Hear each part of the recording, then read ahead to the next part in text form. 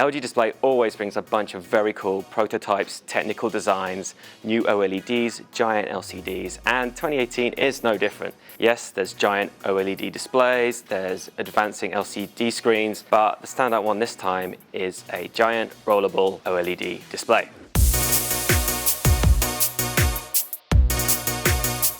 This is LG Display's 65-inch rollable OLED, and as you can tell, it looks incredible. The company has moved on from that smaller roll-up display we saw a few years ago and are actually now bringing it to a TV concept that we could see in our homes a few years into the future.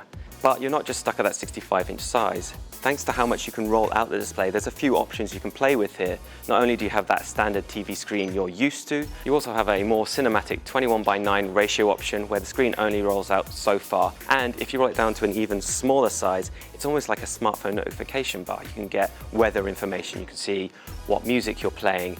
It's a more streamlined thing that looks a little bit more subtle opposed to having the whole entire screen rolled out. And of course, this new form factor has all those benefits that you get from OLED, those deep blacks, that wonderful high dynamic range of color, and that very slender design.